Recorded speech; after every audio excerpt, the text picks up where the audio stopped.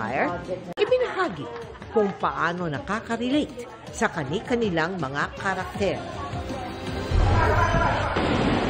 This is Philippine culture. There was a ballot that was rejected first. Live mula sa GMA Network Center, ito ang 24 Oras. Magandang gabi po, Luzon, Visayas at Mindanao. Nasa NBI Detention Facility na sa Muntinlupa, si dating Congressman Arnie Teves. Matapos siyang ipa-deport mula sa Timor-Leste. Bantay sarado man mula nang dumating dito sa Pilipinas. Nabigyan din siya ng pagkakataong makita at makausap ang kanyang ina at abogado. Kwento ni Teves, persahan umano siyang kinuha ng mga otoridad nang arestuhin sa kanyang bahay sa Timor-Leste. Nakatutok si Rafi Tima.